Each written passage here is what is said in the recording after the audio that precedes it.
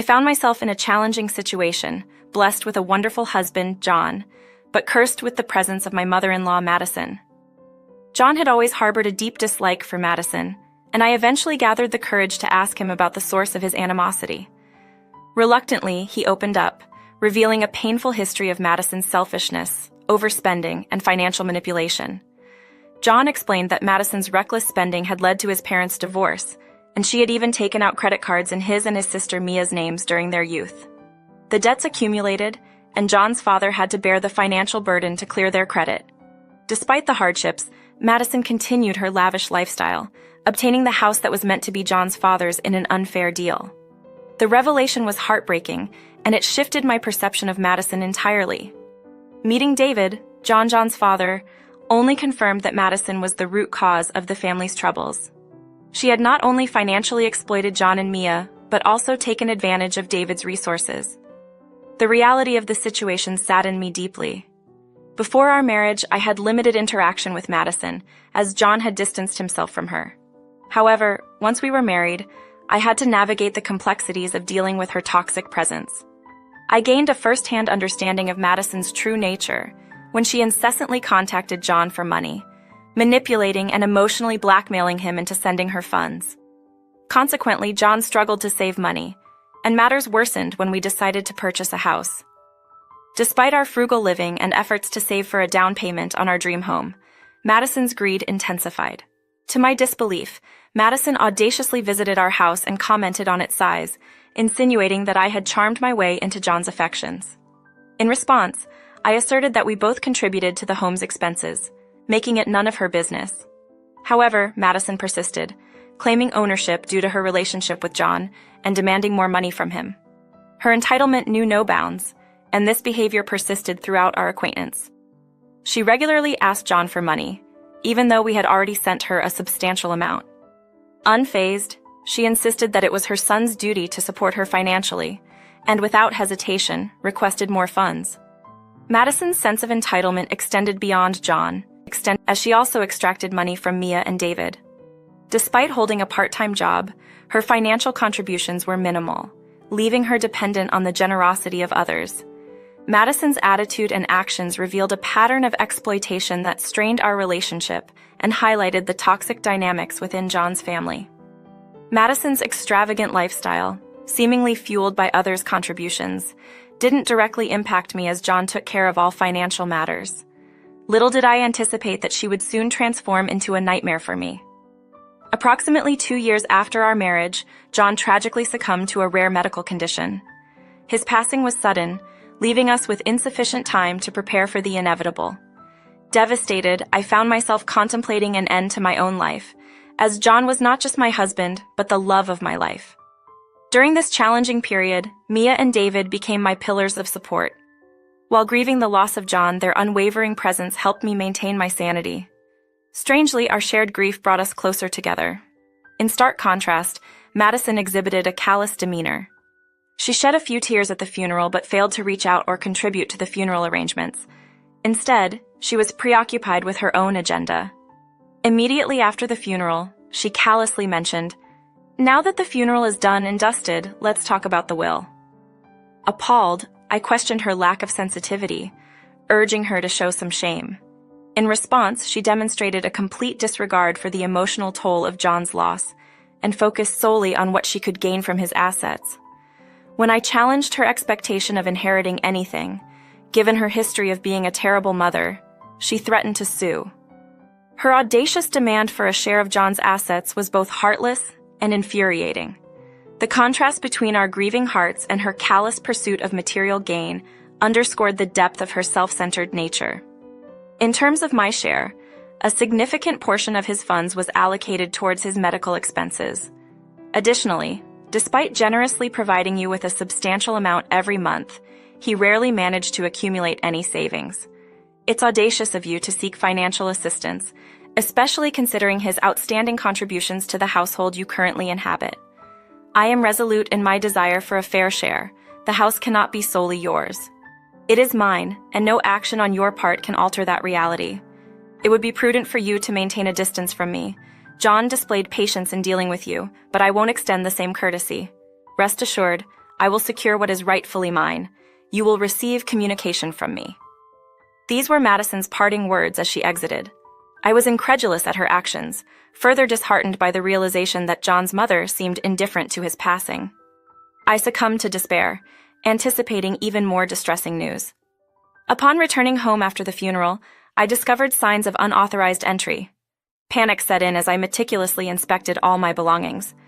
Most disconcertingly, a significant portion of John's possessions was missing, including his wedding ring, the very ring he had returned to me as a keepsake of his memory. Even our wedding album had vanished. Faced with the looming threat of another mental breakdown, I had no inkling as to who could have committed such an act. Intuitively, I suspected someone close to us. Thieves would have taken more, leading me to believe that there was only one person capable of such betrayal. It was at this juncture that I received a call from Madison, who, with a tone of authority, declared, "Now that you've had time to contemplate, I'm affording you an opportunity to relinquish your share of the house." "Madison, how can you persist with this? It's never going to happen. You're still being obstinate, I see. Let me make this clear, Madison. I have Brett's wedding ring, his childhood items, and our cherished wedding album in my possession." "What? How is that possible?" "It was simple. I made a spare key from John's house keys. I entered when you were preoccupied mourning by the casket. It's truly a shame. You need to return those items, Madison. I'll involve the police." "Yes, you can involve them, but I'd destroy everything before they arrive. They might catch me, but you'll never recover your precious items. How do you want this resolved? Sign over the house to me." "I want the entire house. Since you've been confrontational, I'll return the items once you sign the papers." She abruptly hung up, leaving me in utter disbelief. Madison had taken away all the precious mementos I had left of John. The house held no significance for me, but the more I contemplated her actions, the angrier I became. This woman not only ruined John's life, but also attempted to blackmail me into surrendering the house. I couldn't let her win so easily. In my desperation, I promptly called David and Mia to the house. I disclosed everything Madison had said and done, and they were shocked and appalled by her behavior. Mia exclaimed, "I am ashamed I married someone like this. My son isn't even in the ground, and she has started her schemes again. How can she be so cruel? This is horrible. I'll go to her house and confront her. I won't let you sign away the house. You and John have so many memories here. I won't let this happen." "No, Mia, if we confront her, Madison will try to destroy the items. I really need them back intact," I responded. "I'll call her and tell her that," David asserted. "I'll sign over the house," I announced, to the dismay of those around me. "You can't do that, that's insane." "No, Avery, please don't give in to her evil plans," pleaded my concerned friends. "Don't worry, guys, I have a plan," I reassured them. Madison had caused significant damage in our lives, disrespecting John's memory and attempting to steal my house. I couldn't let her off easily. I shared my plan with my friends, and they agreed to assist me. With determination, I contacted Madison and informed her of my decision to surrender the house. She was overjoyed at my apparent submission, eagerly mentioning that the papers were being prepared, and I would receive them soon. The audacity of this woman was truly unbelievable. A week later, Madison called me to sign the papers. As I carefully reviewed the documents, I informed her that my lawyer had prepared additional papers. Handing her the new set, I explained, "I've already processed the property papers and signed the documents he gave me. Here's the legal document that states you have accepted the gift." Madison, seemingly impatient, asked, "Do I need to sign this? I can't wait. Just tell me what to do." "All you have to do is sign these papers, that's all," I replied. "There, I have signed these papers and accepted your gift. So, I hope you can move out of the house this month. I'll start shifting slowly. I need to make a lot of redecorations, so make it quick," she said confidently. "Don't worry, Madison, you have exactly a month to move into your new house. There will be no problems at all. See? It wasn't so hard, was it? You get the things you wanted, and I get the one I wanted." Unbeknownst to Madison, she was the one being outsmarted. I had switched the papers, putting my signatures on a fake document with gibberish written on them. She never read the papers she signed, thinking she was accepting the house as a gift. Madison was about to receive a shock of her own making. Despite her reputation for being both foolish and excessively self-assured, she made the ill-advised decision to throw an extravagant party. Little did she realize that this event would deplete a significant portion of her savings. In her misguided belief that others would continue to finance her lifestyle, she even reached out to me saying, Hey Avery, I'm hosting a grand party this weekend. Your thoughtful gift has truly transformed my life, and I want to share this joy with everyone. I'd love for you to be there when I announce the news of my new house. In response, I offered my congratulations to Madison, expressing my gratitude for the safe return of sentimental items. I assured her that I would attend the party to show my appreciation. However, secretly, I reveled in the irony of the situation. Madison, in her attempt to flaunt her newfound wealth, was oblivious to the fact that she had unwittingly brought me one step closer to exacting revenge. Madison had previously used the memory of my late husband to manipulate and wrest my house away from me. I harbored an unforgiving resentment towards her for this betrayal. Silently, I prayed to my husband's soul for strength, confident that he would support me in seeking justice. As the day of the party approached, anxiety set in, but Mia, a supportive companion, reassured me. Don't be nervous, Avery. We're standing by your side. It's time for your mother to face the consequences of her wicked plans. I can't wait to witness her reaction when she realizes that I know everything. Acknowledging Mia's encouragement, I couldn't help but agree.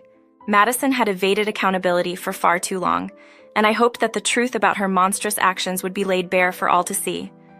I just hope everyone sees her for the true monster she is, I confided in Mia. As the day of reckoning neared, Mia assured me, everyone will be on your side when they hear the full story. The anticipation of exposing Madison's deceitful ways fueled my determination to reveal the truth and reclaim what was rightfully mine.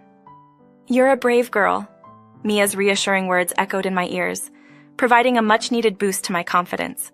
The strength I gained from her encouragement propelled me forward, ready to confront the aftermath of today's impending events. Upon arriving at the party, Madison's grand celebration unfolded exactly as Mia had predicted. It was evident that Madison was jubilant about acquiring the house and wanted to revel in her triumph with an extravagant affair. Witnessing the elaborate setup heightened my excitement, and I couldn't help but marvel at the grandeur of the arrangements. As we entered the venue, I found comfort in the presence of familiar faces, many of whom considered me a friend. The atmosphere was charged with anticipation as everyone awaited the revelation of why Madison had orchestrated such a lavish event. The climax of the evening occurred when Madison rose to make a toast, capturing the attention of the curious crowd. She began with expressions of gratitude, framing the event as a celebration of a personal achievement. However, it was clear that the attendees were eager to uncover the specifics of her purported success. Cutting through the suspense, I couldn't resist urging Madison to be transparent about her so-called accomplishment. Why don't you just tell everyone what this is about? I'm sure they're curious to know what you've achieved to warrant such a grand party. Attempting to maintain a facade of politeness, Madison responded, Avery, it's rude to keep them in suspense any longer. Everyone, I have been given my dream home by Avery. She graciously gave me her old home as a gift. I'm so happy she made such a big sacrifice. I have to thank you, Avery. Refusing to play along with Madison's deceitful narrative, I addressed the gathering with candor. Thank me for what, Madison? For being tricked into your scheme and signing away my house? Well, you're naive if you think I'll let this go. Madison, feigning innocence, retorted. What do you mean I tricked you? Nothing like that happened. In that moment, the room hung in tense anticipation, and the eyes of everyone present shifted between Madison and me, awaiting the revelation of the truth. I'm here to disclose a disturbing incident involving Madison, who has wrongfully retained some valuable belongings of my deceased husband. Coercively, she compelled me to relinquish ownership of our house, employing blackmail as leverage by threatening to destroy those possessions and inflict suffering upon me. Shockingly, Madison meticulously orchestrated this scheme from the moment my late husband passed away. As the news of my husband's demise spread, whispers circulated among the attendees. When I turned to confront Madison, she sported a visibly nervous expression and dismissively claimed that someone nearby was merely joking about the situation. According to her, there was no truth to the allegations, and she justified her actions by asserting that the house was too burdensome for her to manage, prompting her decision to transfer ownership to me. However, this narrative contradicts the facts known by Mia and David, who are aware of the actual sequence of events. Avery supported my stance, asserting that Madison attempted to manipulate and coerce me into signing away the house. Despite our efforts to dissuade her, Madison remained unyielding and ignored our pleas. Madison accused us of betrayal, insisting that she deserved the house, as her son had contributed financially. She disparaged my intelligence for purportedly surrendering the house for a few keepsakes, labeling me as foolish. The room fell into an uneasy silence, with even Madison appearing stunned by my revelation. In the background, David and Mia couldn't contain their amusement. Madison, perplexed, asked for clarification, questioning what I meant by near me. I pointed out that she should have thoroughly read the documents she signed and considered seeking legal advice before affixing her signature. To her astonishment, I revealed that I had swapped the papers, presenting her with the document that stated she had unknowingly signed over the house to me. Stunned and confused, Madison examined the document, realizing the gravity of her error. She questioned how such a transfer could have occurred, prompting me to emphasize the importance of due diligence in legal matters, leaving her dumbfounded and exposed. I engaged the services of a lawyer to draft the legal documents, so rest assured this is not a fabrication. Madison, don't feign ignorance of your own signature. It seems your malicious plans have backfired. Technically speaking, the house now rightfully belongs to me, and fortunately my own residence remains under my ownership. Here is your official eviction notice. Your tenure in the house is over, and I expect you to vacate within a month. Do not entertain thoughts of seeking financial assistance from us. We have severed all ties with you, and you will not receive a single penny. You should be ashamed of yourself. And if you possess any semblance of remorse, you won't darken my doorstep. Again, no, this is not a mere possibility, it's a reality. Before Madison could articulate another word, she simply fainted. Although tempted to laugh at the scene, I restrained myself. Surprisingly, no one rushed to her aid. Instead, the attendees threw disgusted looks her way. Some even chose to leave the gathering after offering words of encouragement. Nobody defended Madison because they were well aware of her deceitful nature. It was David who took charge, promptly calling 911 and requesting an ambulance. Madison was swiftly taken to the hospital for evaluation. Meanwhile, I chose to remain at the party with Mia, enjoying a pleasant time. Those present couldn't help but criticize Madison, expressing their long-standing dislike for her scheming ways. This time they were elated that someone had finally stood up against her. The following day, my phone buzzed incessantly with calls from Madison, who pleaded with me to annul the agreement and return the house to her. When Madison resorted to threatening legal action, I calmly asserted that she had willingly signed the papers, rendering her options limited. I cautioned her that I had the legal right to evict her from the house after a month. Despite her initial pleas for reconsideration, I stood firm. Before the month concluded, I successfully found a suitable buyer for Madison's residence, an admirable couple who resonated with the memories of my late husband and me. Seizing the opportunity, I finalized the sale, securing a substantial sum. Madison erupted in anger upon learning of the transaction, but she hastily retreated when confronted with the prospect of police involvement due to harassment. Faced with financial constraints, she was compelled to silence herself. Subsequently, Mia shared with me that Madison had resorted to pleading with them to provide shelter, teetering on the brink of homelessness. However, fed up with her toxic behavior, David and Mia refused to offer support again. Meanwhile, I focused on rebuilding my life gradually. With the proceeds from the sale of Madison's house, I managed to completely pay off my own residence. Having surplus funds, I treated David and Mia to a well-deserved vacation.